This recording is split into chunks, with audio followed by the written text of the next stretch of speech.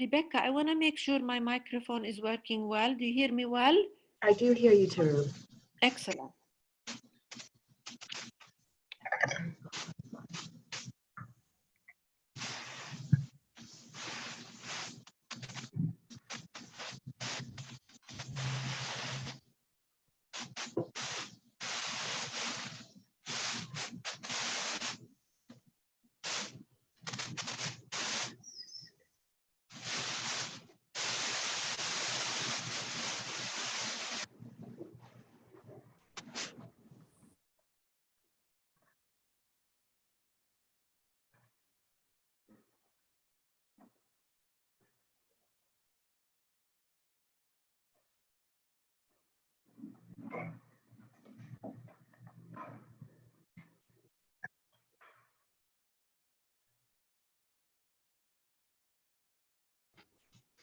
Hi, everyone. We're just about to start. If you hadn't had a chance to, please go ahead and introduce yourself in the chat box.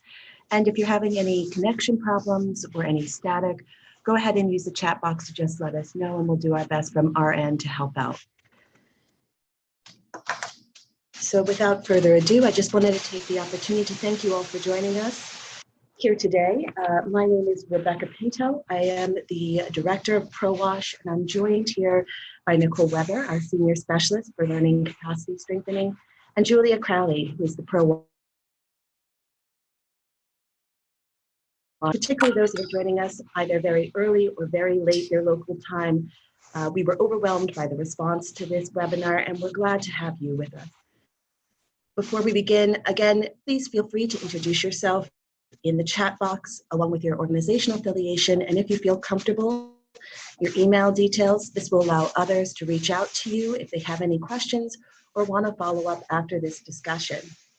After the webinar begins, you can also use this chat function to ask any questions of the speaker. Nicole will be gathering these questions and we'll be offering them up to the speakers following each one of the PowerPoint presentations. For those questions that we're not able to respond to during the discussion, we'll also try and provide a summary of responses in the materials we send directly afterwards.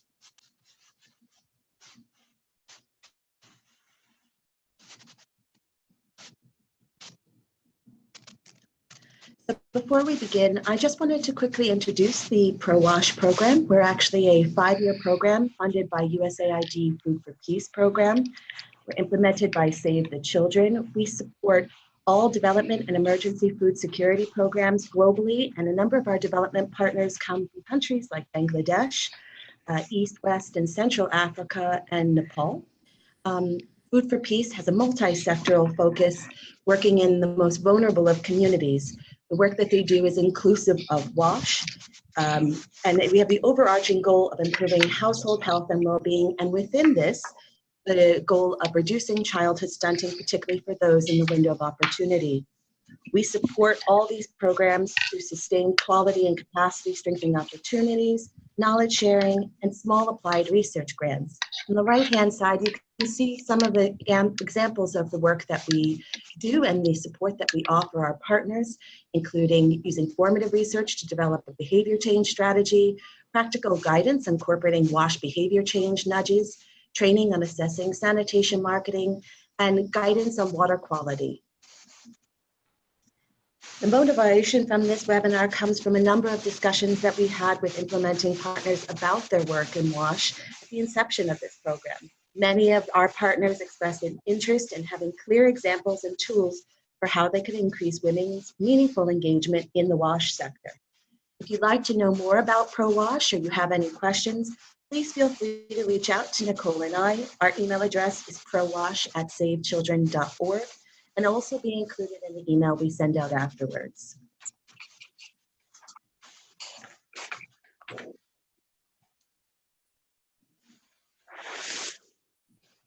ProWASH is just one of the many opportunities available for those of you that might be interested in improving the health and well-being of women and girls.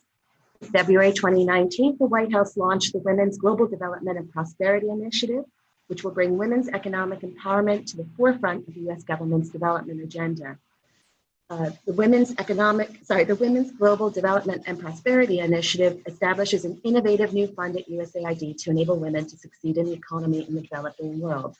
Sylvia Cabas, who is on our telephone call this morning, and you're welcome to introduce yourself to her, is the point of contact for this, and we'll be sending out some additional information after this call is complete.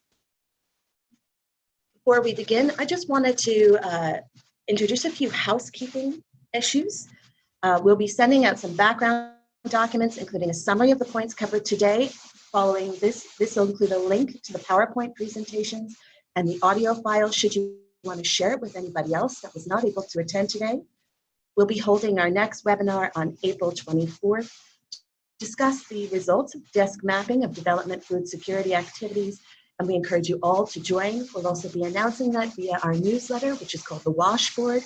If you're not on that mailing list, please feel free to go to our website, which is www.fsnnetwork.org/ProWASH, and sign up for our mailing list. And without further ado, I wanted to take an opportunity to introduce some of our speakers today. The first presentation will be given by Tarub Farahman and Tisa Barrios Wilson. Tarub is the founder and president of WIHER, which stands for Women Influencing Health, Education, and Rule of Law. She has over 35 years of senior level international health, gender, and development experience. Dr. Farahman developed an innovative science approach called IDEA, science for identify, design, apply, record, and expand. And she'll be talking more about that tool today. It's a multi-stage process driven by data and engages a variety of stakeholders and influencers and identifies and addresses the root cause of gender inequality. We're happy to have Tarub joining us today, along with her colleague, Tisa Barrios Wilson. Tisa is a program associate at WIHER and responsible for gender integration and Zika emergency response in Latin America under USAID's ASSIST project. Following Tika and Tarub's presentation, we'll be having a presentation from Saika Kabir, who is the Knowledge Management and Communications Manager with Nobu Jatra at World Vision Bangladesh. Saika is one of our development food security partners and is the team lead for World Vision's Nobu Jatra New Beginning project within Knowledge Management Communications. Saika oversees implementation of all the knowledge management learning communications portfolio, including engagement, adaptive management strategies, and the implementation of a thematic learning agenda. She'll be sharing some of her lessons learned from a recent longitudinal study, which examines the extent that women's leadership improves management of water resources and affects the sustainability of community activities. After between both of those PowerPoint presentations, we'll be having 5 to 10 minutes of questions facilitated by our colleagues at USAID Food for Peace who have joined this call. But we encourage you to use that discussion board throughout both of the PowerPoint presentations to offer up any questions that you might need answered. Following both PowerPoint presentations, we'll have a short poll, and it'll be easy to use, and we encourage you to provide us feedback on the webinar so that we can make these as useful as possible going forward. And so without further ado, I wanted to take the opportunity to invite Tarub and Lisa to share their PowerPoint and to begin their presentation. Thank you everyone again for joining us today. Adabar market, Adabar Thana. Adabar Thana to market, and then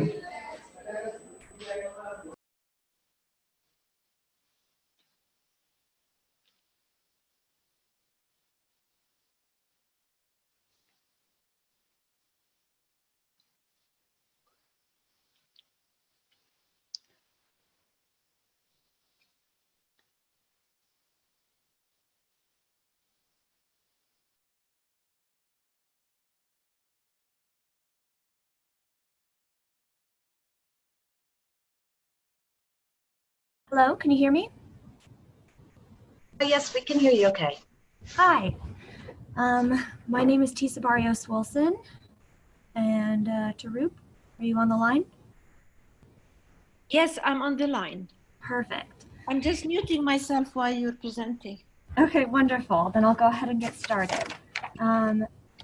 Like I said, my name is Tisa Barrios Wilson. I'm a program associate here at WIHER, and we are a women-owned small business based in the Washington, D.C. area. And we partner with international donors and national governments to identify and implement creative solutions to complex health and social challenges to achieve better, healthier lives for women, men, girls, and boys. So we have extensive experience in health, in gender, capacity building, monitoring, evaluation, and learning. So really what we do gender assessments, and we use all of our findings to make very contextualized and relevant trainings that addresses gender sensitization and helps build capacity of our participants to identify gender issues and then create programming to bridge those gaps. And then we provide all of the support and the follow-up in how to scale out, roll up, monitor, evaluate, and document all of these. So through this process, we really aim to make sustainable and systemic change around gender integration.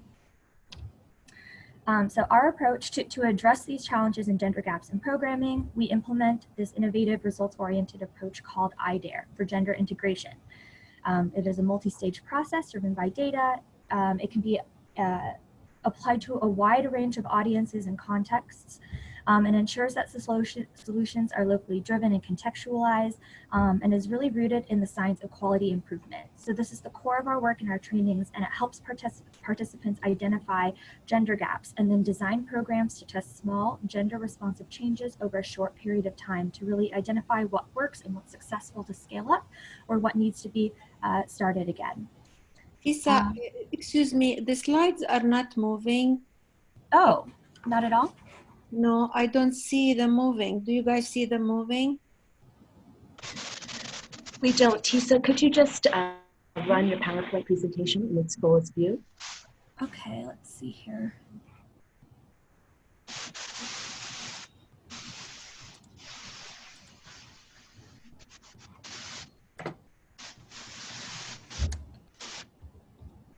Is it moving? No. No? It doesn't seem to be moving. Okay, I'm gonna stop my share and then start again. Hold on. Okay.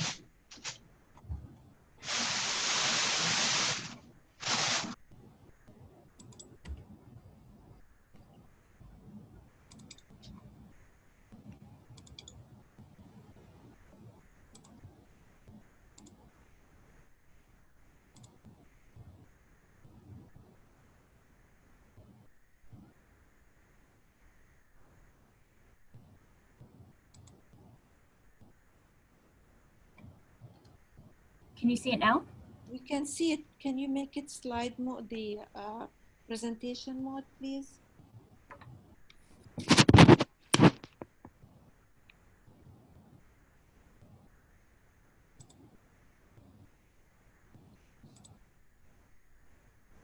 Yes, perfect. Perfect. Great, thank you. That works well. Alrighty, apologies for the technical difficulties. Great, so this is the idea. So moving on, our approach has been applied to a wide range of audiences and contexts. We've applied it at facility levels with working with health providers under USAID's Project Assist. And again, at the regional and national levels with the Ministry of Health and health officials and implementing partners. And so most recently, we've been working in Latin America and the Caribbean addressing Zika prevention. And a lot of the changes that are being implemented in facilities have been inviting men to antenatal care and really reaching out to midwives and community councils to really talk about Zika prevention. And at the community level, it's been applied to hard to reach groups such as men, fisherfolk, commercial sex workers, moto drivers or bodabodas, and adolescent girls and young women and their partners. So we worked with adolescent girls and young women, started with 30 of them in Uganda under the DREAMS partnership to address HIV infection. And this program was scaled to around 700 adolescent girls and young women and their male partners and community leaders. And we followed them for over 9 months. And you can really see that there is a behavior change that's been sustained over time. We're really targeting high-risk sexual practices, and this decreased significantly for having multiple sexual partners and engaging in transactional sex by a significant amount. We can also see that levels of violence have decreased of adolescent girls and young women who've experienced physical, sexual, or emotional violence was significantly decreased, and it was sustained until 9 months after. So it really speaks to how effective and how adaptive this programming and this approach really can be to addressing these gender issues. So now we're going to go ahead and transition to applying gender integration specifically into WASH programs and some of the issues that we've seen. Sharif, take it away.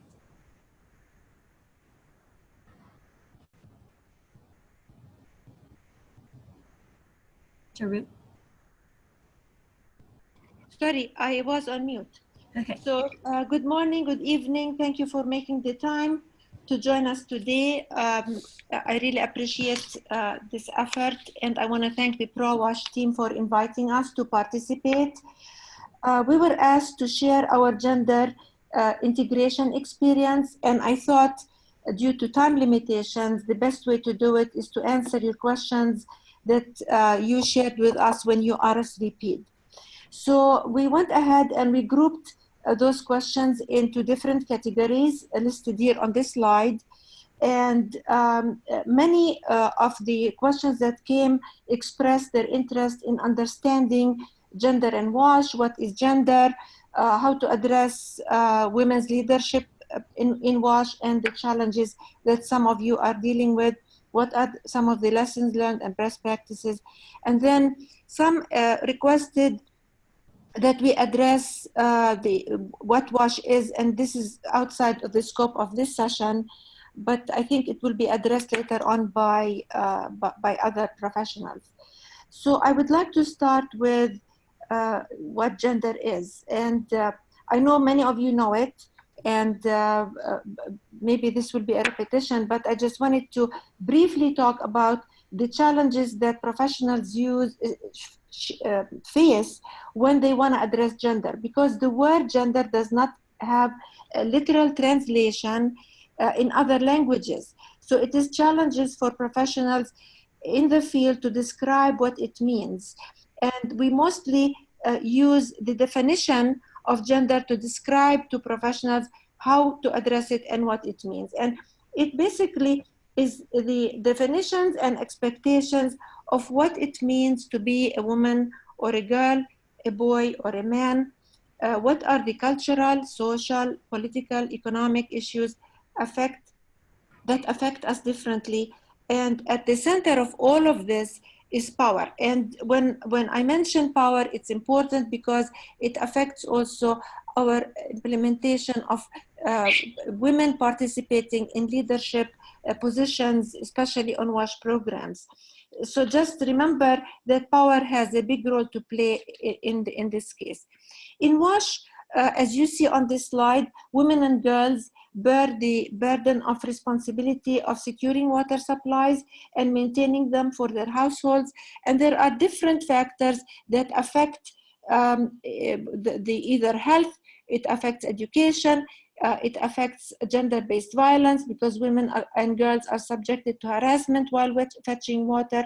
It also affects positively or negatively the status of female economic participation and their livelihood. It also affects neglected tropical diseases. There are higher levels of women who suffer and boys and girls who suffer from neglected tropical diseases because of issues related to WASH. So what can we do to address gender issues affecting women and men, boys and girls? And I want to share with you all that in the past 8 to 9 years, we have been focusing a lot on gender integration, and we learned that if we only use the word gender without describing what it means, it is difficult to address those issues. So what we decided to do, we usually say, what are the issues that affect men and women, boys and girls, and how we can address those. Next slide, please, Tisa. The first thing that we learned, Tisa, can you move to the next slide? What we learned in the past 8 years, that it is imperative to understand what are the issues in a given community, and to do so, to understand those issues, it is important to conduct gender analysis. Now, many professionals asked us, how can we conduct gender analysis? We don't have the resources, we don't have the technical expertise. Gender analysis does not have to be complicated. It does not have to be a lengthy research project. There are simple tools out there. There is a guide that we shared with you that you can look at. There are multiple resources, numerous resources on the IGWG website that will help you understand how to conduct gender analysis. By that, I mean we need to understand those issues that affect us at the community level. And it is so important to take into consideration the fact that gender issues in a given community might not be the same in a second community, even if they are in the same country. For example, we conducted gender analysis in Kenya, and we identified issues in Nakuru County different than Turkana County, and they are in the same cluster. The same in Uganda. What we identified in northern Uganda is different than what we identified in eastern Uganda, and so on. So please make sure that when you work at the community level, that you understand the issues at this given community, because the context might change. And if you don't have the resources to conduct a full-fledged gender analysis, you can use, there are lots of gender analysis already conducted by different donors, by other USAID projects that you can benefit from. I mean, this is a good time, I would say, to implement gender activities, because there is a lot of interest among donors, among implementing partners in gender integration. Therefore, you will find many documents out there that can help you. However, I still think it is very important to identify local issues by interviewing community members, by interviewing leaders at the communities that you are working in. The second point that I wanted to share with you is the importance of gender sensitization. It is so important to sensitize professionals, to sensitize community members on what are the gender issues that affect their lives. We all are affected by the way we are raised, by the country we live in, by our families, by our cultures, and we bring all these biases, all these issues with us. And therefore, it is so important that we sensitize professionals. Conducting training is not enough. We first need to sensitize professionals, sensitize community members as to what those gender issues are, and then make them relevant to the issue that we are trying to solve. For example, if we are trying to solve female participation in WASH committees or in for example, participation in the energy sector, because we also worked in the energy sector, in other sectors. It is so important to talk to the community, to men, women, to leaders, to understand why is it difficult for women to participate in those committees, why is it important for us to address gender-based violence, and so on. And then the training comes next. So the training is also important, but the sensitization is so critical.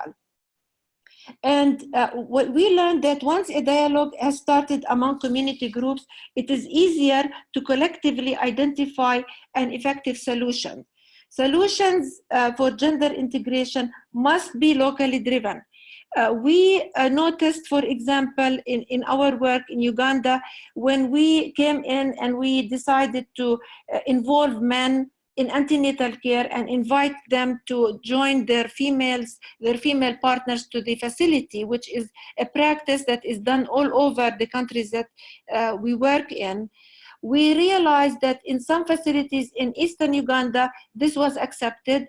In Western Uganda, it was absolutely rejected by women, because women were subjected to violence when their male partners participated or came with them or accompanied them to the facility. So it is imperative that we always identify solutions that are locally driven and that are locally accepted by the local professionals. The issue of male involvement continues to be a hot topic, and we observed and learned that involving men is not enough. We believe that men must be viewed and addressed and dealt with as clients, not only as supporters of women. And we noticed that when we did that, we achieved much better accomplishments, much better project outcomes, and much better health outcomes. We all know that gender is not only about women, even though the word gender sometimes has a connotation that speaks about empowerment, or when you say gender, people think it's about women. I think the fact that there is a lot of focus on women is a great practice, and it's helping us move to a different level of service delivery, but still we should not forget the importance of addressing the issues that affect men, because gender is about men and women. And when men are engaged in discussing the problem and are part of the solution, we achieve better outcomes. For example, in the northern parts of Uganda, we worked with men, with fisher folk, to help us identify the reasons behind a lack of their adherence to treatment or even testing. This is an HIV/AIDS program. And therefore we were able, by engaging them, to help them identify solutions. So we applied the IDEA approach to teach them how to identify the problem, and then they themselves identified the solutions, and we were able to achieve incredible outcomes in adherence and retention in care. Some of the examples that Tisa shared with you about the DREAMS project and working at the community level were a result of collective community work. It was not us coming in to the community with solutions. We had men, women, and youth work together to collectively identify those issues. We first sensitized them, as I mentioned. We built their capacity on how to address gender, and they together collectively identified solutions to address gender-based violence. And I think this contributed, I believe this contributed tremendously to sustaining those activities even beyond the project work. And then I want to talk about data. To ensure effective participation of women and men, data must be the driving factor. I want to say disaggregate, and identify the gaps. We face some challenges, some pushback sometimes to disaggregate data by sex, and we think that disaggregating data to identify gaps is critically important. Now, the issue of women in leadership for example, their participation in WASH committees, and many of you expressed that they are facing challenges with that. I would share the following thoughts. I mean, it's so important to think about what are the issues that are prohibiting or not encouraging women to stay in committees. We worked on multiple projects to include women in clinic boards, for example, or in community committees to address orphans and vulnerable children and so on. And we discovered that there are lots of issues that go together with involving those women. For example, the personal expectations, confidence, among men and women, not only among women, local cultures, how women are viewed, are seen, are they allowed to walk to the facility, or I'm talking about different cultures now. Are they allowed to go at night and participate in a discussion or in the evening? Who will be supporting women to take care of their household work? They have household responsibilities, they have childcare. Are we addressing those issues that forbid women from participating, or even when they participate, they can leave the committee?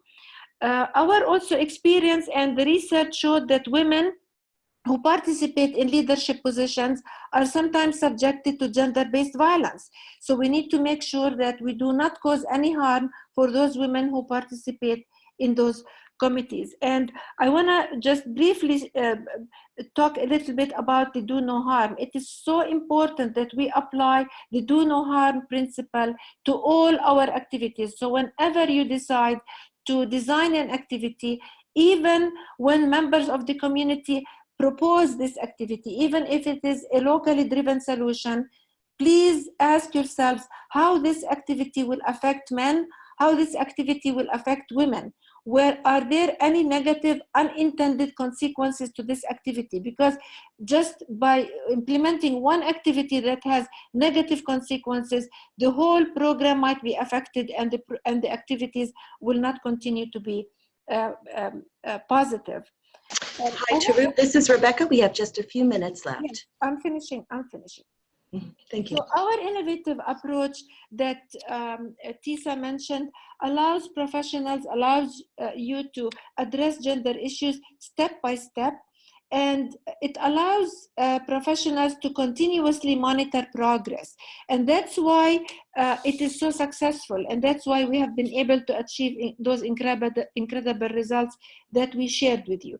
So if we see improvement while we are implementing, we expand. If we don't see improvement, we stop, we adjust, and we continue to unfold the issues. We continue to use data to make sure that our approaches are effective and we achieve the desired outcomes that we want.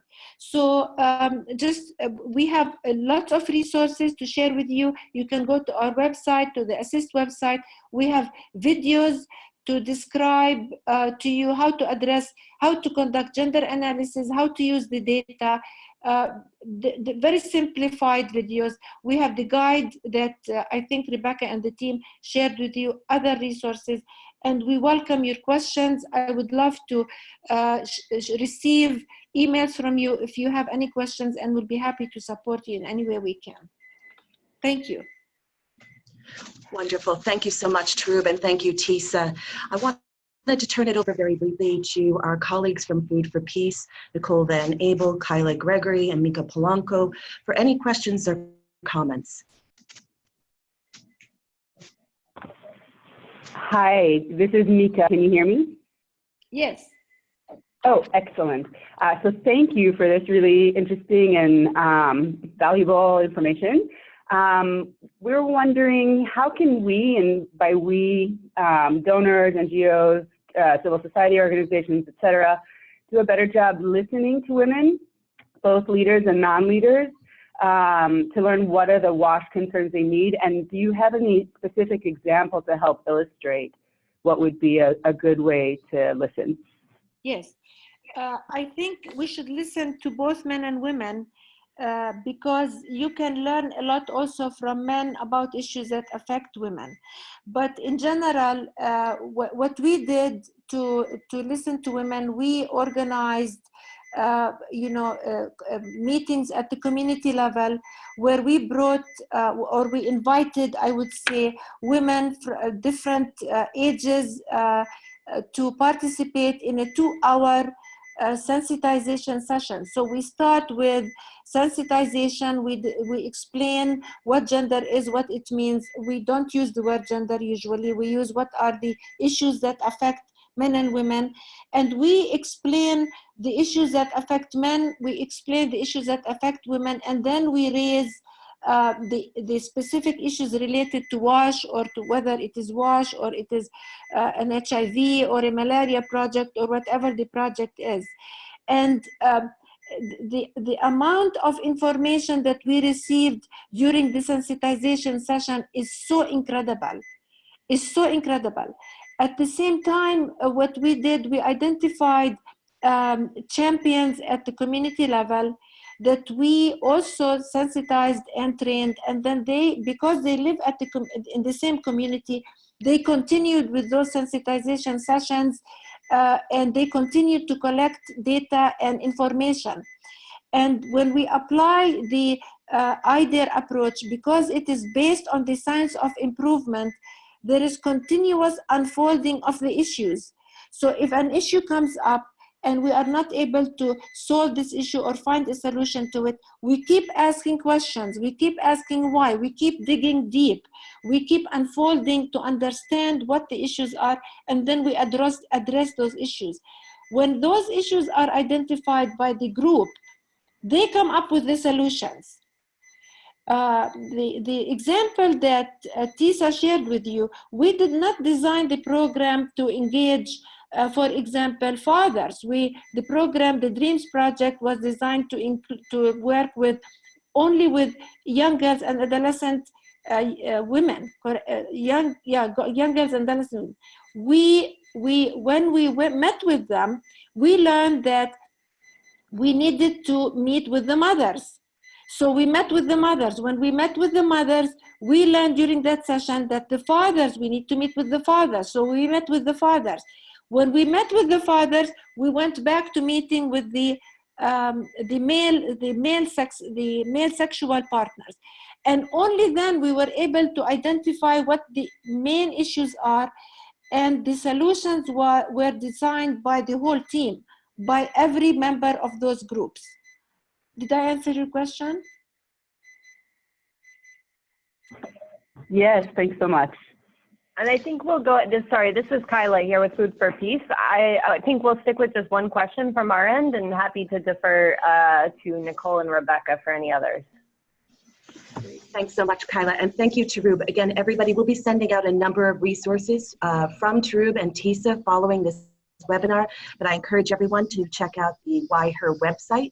They have a number of case studies and other tools that might be of use to you. And of course, please feel free to reach out to Tarub and Tisa directly with any specific questions you might have. So with that, I'm going to turn the webinar over to our next presenter, Saika Kabir, who is the Knowledge Management Specialist with World Vision Bangladesh. A number of her colleagues are also joined us online, and I feel free to chime in at any point during the PowerPoint presentation. So Saika, over to you. Thank you, Rebecca. Can everybody hear me? Yes. Hello? No. All right. Yeah, we can hear. So hi, everyone, and thank you for joining the inaugural ProWash webinar. On behalf of World Vision, specifically the Nabojatra project, which is a DFSA in Bangladesh, this presentation will be focusing on sharing learnings from an internally led case study, which looked at really unpacking the extent of women's leadership in water management committees and focusing on how this affects the sustainability of water points.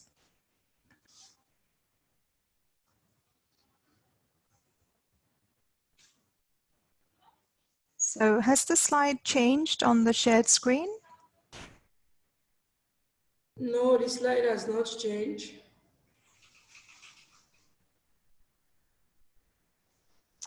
Okay, so let me see what happened there.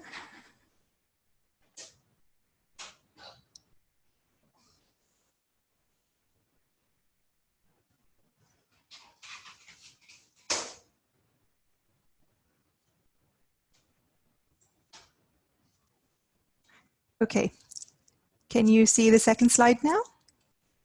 Yes, it's advanced, Saika. Okay, perfect. So the Nabojatra project was awarded in 2015. And so we are currently in the 4th year of our implementation. We aim to reach over 800,000 direct beneficiaries, and we work in southwest Bangladesh. And specifically, we target pregnant and lactating women, children under 2, adolescents, and youth. Our goal is to improve gender equitable food security, nutrition, and resilience in 2 districts in Bangladesh. They're really at the southernmost tip, the coastal region, so to speak. And our WASH programming is actually nestled under Purpose 1, which is improved nutrition status of children under 5 years of age, pregnant and lactating women and adolescent girls.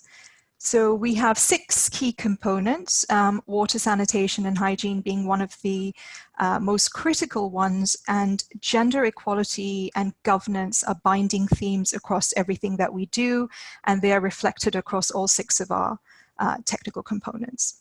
So before I actually kind of dig deeper into the learnings from the case study, I think it's really important to kind of set the context. In southwest Bangladesh, Nabojatra working areas, WASH challenges are pervasive.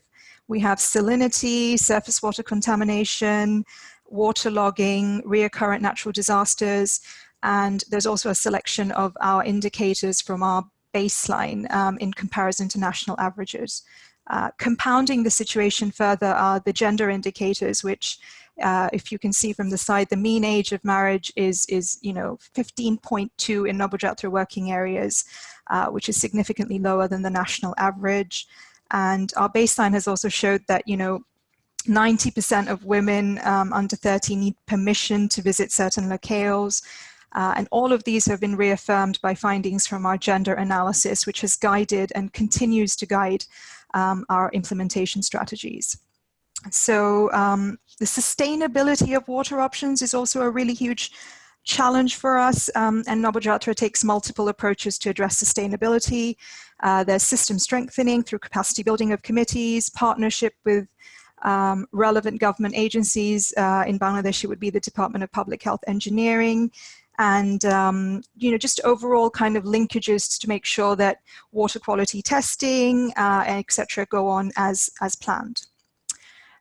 Briefly speaking, this is our WASH strategy. I am actually going to be focusing on 2 specific activities under the 2nd intermediate outcome, and that is how we support water management committees to manage and maintain water supply facilities, and specifically how we develop technical skills to make sure that these water systems are maintained in the long term. Our longitudinal case study is part of our efforts to engage on USAID's CLA framework. And really the aim is to make CLA more systematic and intentional throughout our program cycle.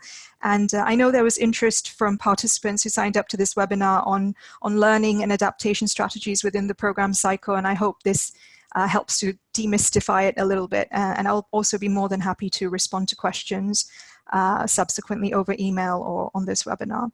So really we wanted to document, disseminate, and use knowledge and learning both internally and also help spread effective practices more widely, which we're aiming to do through this webinar. Specifically, Nabojatra has an internally developed thematic learning agenda, which is intended to organize and disseminate existing data, generate new evidence, and possibly recommendations. And really the objective is to build, apply, and expand our technical evidence base to allow for analysis and uptake of learning and adaptations within program cycle, and also to make really clear decisions based on our learning. So within the CLA learning wheel, this actually falls within the learning and adapting remit. early on, we identified a technical evidence gap where, particularly in Bangladesh, in terms of women's role in leadership positions in water management committees, there wasn't that much literature out there. And the opportunity to document best practices from Nobojatra, given our quite intentional and systematic approach to engaging women, kind of helped us prioritize this longitudinal case study and the question. We particularly wanted to focus on women's leadership as one of the drivers of sustainability of water options.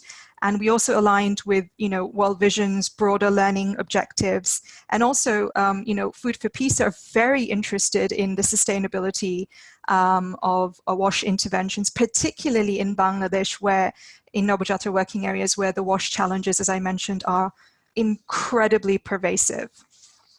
So the objectives was to identify best practices and really ascertain the extent of women's engagement and promote gender equality across everything that we do. Early on, as I mentioned, we identified a knowledge gap, and we really wanted to build the technical evidence base on viable approaches that really enhance women's leadership in the design and management of water systems. So the longitudinal study is divided into two phases. Phase one is the focus of the presentation today. It was already completed in the first half of 2018. And the second phase is actually planned towards the end of this year. And it will look at, it will capture impacts of engaging women and improving management of water options, and the sustainability of water resources when you have women involved in leadership positions. We have had initial dialogues with ProWash to support us with the design of this, and I'm very excited to kind of move ahead. Our research objectives were divided in three broad areas. And the one that I'd really like to talk about is obstacles to women's meaningful participation, because we really wanted to move beyond the metrics of having, a certain number of women involved in water management committees. We wanted to take it a step further and go beyond, just having them participate in tokenistic or ceremonial positions or just to fill quotas, to really kind of focus in on what kind of leadership roles they're playing, how confident they feel, and how this is linking to the overall functionality of the Water Management Committee. So as I mentioned, this case study was internally led across a number of teams, the knowledge management team, obviously our WASH technical team, and we also had continuous dialogue with our M&E teams.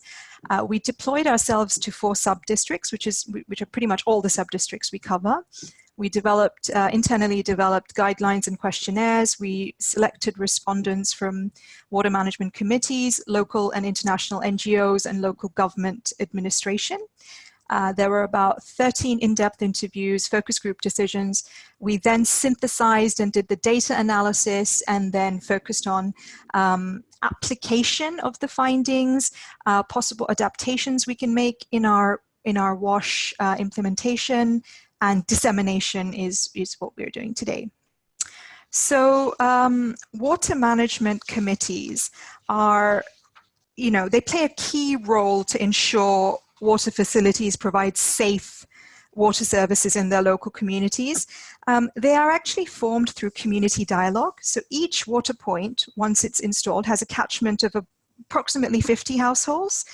And Nobojatra facilitates the formation of the committees through community consultations. There's explanation of the roles and responsibilities, and the communities and households themselves, they nominate members who can commit their time in the long term. So we do have some benchmarks which we try to follow. These were also reconfirmed by our gender analysis. We try to have a minimum of 30% representation of women. Of the 4 leadership positions which are actually listed on this slide, we ensure that at least one has to be female, and we strongly advocate that that position is taken by the cashier or the treasurer, because this position has the financial signatory authority for the Water Management Committee and the bank accounts that are set up for each water point. And I will be talking a little bit more about that in the subsequent slides. And we try to have inclusive representation of youth, local elite, and some committees also have local government representation. There are a number of roles and responsibilities of members who serve in leadership positions. I will be talking a little bit more about how leaders within the committees have a key role to play in the collection of funds, both regular tariffs and also one-time payments.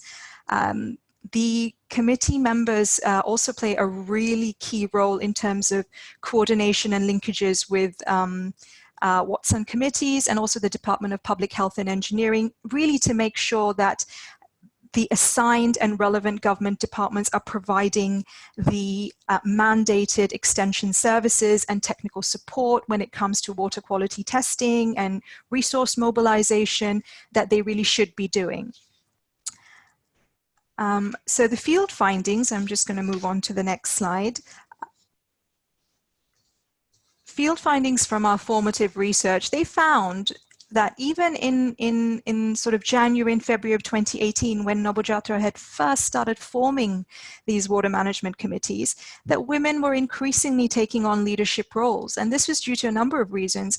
In Southwest Bangladesh, seasonal migration is a huge phenomenon. And typically men, they migrate for certain periods of the year, which was a reason why more women were stepping up.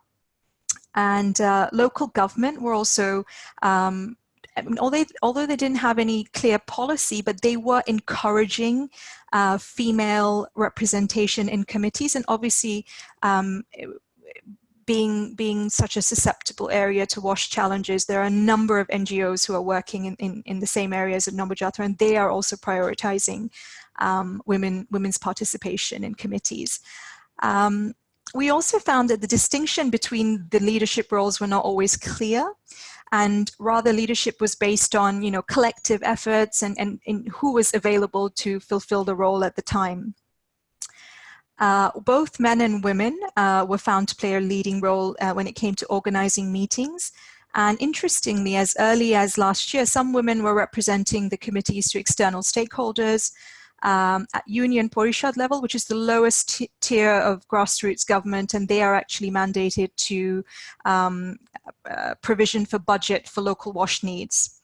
And they were, and through our FGDs, we found that women, particularly women in leadership positions, were particularly savvy when it came to maintaining environmental compliances and making sure that latrines were a certain distance away from water bodies, and they were really kind of championing these environmental issues within local communities. There were some barriers, and you know, this also relates to some of the themes spoken in the earlier presentation by Taroub. Social norms, you know, women have a lot to do in the household, and this could be an added responsibility. Gender norms, social norms, you know, relating to women's mobility and you know, voice in public spaces. But we also found that women took their leadership role incredibly seriously. And they were, both men and women were very interested to develop their capacity to serve as leaders. And they wanted to better serve committees. They didn't just want to be leaders, they wanted to actually be, you know, really kind of motivational members of the committee. So leadership training was something that came out really clearly through the formative research. I mean, from the NGOs, from local government, and from the committee members themselves. So in terms of progress till date, we have formed over 400 water management committees. And if you see, we've got pretty decent representation of females within the committee, and over 650 women are actually in leadership positions. Once you are part of a water management committee, the women actually receive water management committee leadership training. That's where I'm on. So can everybody still hear me? Yes. You can still hear you. Okay, perfect, yeah, we can hear perfect. You. Perfect. So all have received water management committee training, which, you know, covers areas like basic WASH concepts, you know, committee management, management of financial resources, and there are aspects of leadership within that. However, Nobojatra, through our gender and youth component, we also have a deeply contextualized and specific leadership module for women in youth. And this is intended for women and youth who serve in leadership positions across all of our technical components. So it could be the women in water management committees, it could be our lead farmers, it could be women in VSLA groups. It is really meant to be, it's meant to permeate across all our technical components. So till date, 42 women in leadership positions have received this leadership training for women. And it has sorry. Go ahead. So this leadership training has actually worked really well for us on ground, and we have found that the acceptance of this training by the members is incredibly high. All our water management committees, and this is quite important, have opened bank accounts, and this is the mandate of the leadership of each water management committee. And over 250 committees have collected initial tariffs and deposited to each respective account. Bank accounts, so significantly the cashier or the treasurer, which we try to prioritize as women, they must be one of the signatories. And this is one way where we ensure that women move beyond the ceremonial and tokenistic participation to somebody who actually has decision-making authority in terms of how these funds are spent. There is also a key to note that there's no fixed amount for tariffs. Although they're collected regularly, they depend on a number of factors, bearing in mind that Food for Peace projects work with, ultra poor communities, typically those that live on less than $1.90 a day. It could be in-kind support or really whatever that household has to spare for that month. And we try to ascertain the tariff rate based on an estimate of monthly operation costs and then divide it amongst the households in that catchment area. And oftentimes you have a little bit extra, which is in that bank account, and it's used for repair and maintenance. So our leadership training is an internally developed module, and it covers a range of topics, a selection of which are shown here, which is, effective communication, conflict resolution, decision-making, skills to kind of facilitate public speaking and negotiation. It's an extremely effective tool, and it's deeply contextualized to Nobojatra working areas and is informed by our gender analysis, and it's also informed by other formative research which has identified specific areas to focus on in order to engage women further. It would have been great to be able to share this tool, but unfortunately it's in Bangla. But what I would suggest is, if there are any relevant topics or modules that participants are interested in, we can try to translate those and share in the coming weeks. So what is the situation of water management committees on ground? Recent monitoring that we've done have shown that 100% of water points are active and have functional committees. This is an incredible achievement, given that even the government committees they're typically inactive, and members don't know their roles and responsibilities, they don't meet regularly, they don't fulfill resolutions. So the fact that these water management committees are active and functional is an incredible achievement. 91% of water quality tests, which are mandated to the water management committees, have actually been undertaken via the Department of Public Health Engineering laboratories. This is showing that we're starting to get effective linkages between water management committees and government structures. Nobojatra is also in the process of formalizing an MOU between World Vision and the DPHE in order to make sure that the DPHE are providing the necessary technical support and extension services that they are actually mandated to do. Significantly, women in leadership positions have also been observed to build linkages with union porishads for fund mobilization for the repair of water points. And this point speaks to our overall governance efforts. World Vision has a local advocacy tool called Citizen Voice in Action, and it really looks at linking citizens and government service providers to do a citizen audit of services, and subsequently sharing the needs at the Union Parishad level that, hey, these standards are not being maintained, we need more budget, we need more support. And women are, you know, increasingly raising their voice in the open budget process. And there, through our CBA work, there has been budget allocation for WASH. And I would be happy to share those metrics subsequently. I think that's all from us for now. I've shared details of our web page and my own email address. As I said, I would be more than happy to respond via email or Skype. There's you know, not so much tools, but there is a lot of material on our Nabojatra webpage, and I welcome all of you to take a look and download and reach out to me if you've got any further questions. So that's all from me. Thank you. So much, Saika. Wonderful presentation. I just wanted to note how many great questions we're getting in the Zoom group chat box, and Roger has done a wonderful job of trying to respond to a few of those as they're coming in. If we don't get to your question today, we'll be collating some of these questions and offering them to both Tarun, Tisa, and Saika for responses, and then distributing that back to all the participants. So not to worry if we don't get to your question today with time limitations. Saika, just a quick question that came in on the chat box. I'm wondering if there's any preliminary work that was needed internally to address the different gender perspectives, imbalances, and challenges within the Nabojatra implementation team. Hi, sorry, I didn't hear that. You broke out. Do you mind repeating the question, please? Yeah, of course. We had a question about whether any preliminary work was needed internally to address gender perspectives, imbalance, and challenges within the Nabojatra implementation team. Very much so. I alluded to our gender analysis, and we have a number of other strategies. For example, we have a gender mainstreaming strategy. We have gender sensitization training, which Tarun talked about in her presentation, across all tiers. You know, it's frontline staff, it's our partners within our consortium, right up until, you know, senior management level, that we have this sensitization, and that it really translates into the design of our approaches and our activities.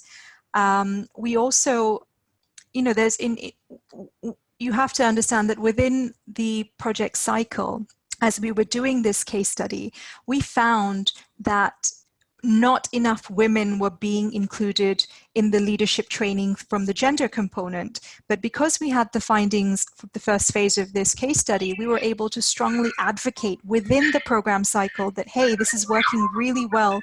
We need to make sure that more women in leadership positions are included in this training, which is why we are going to be able to reach a further 300 women in leadership positions with leadership training in FY19 itself. And that's a tremendous gain for us, because sometimes you have to fight to make sure that gender really is a binding theme the way it's supposed to be.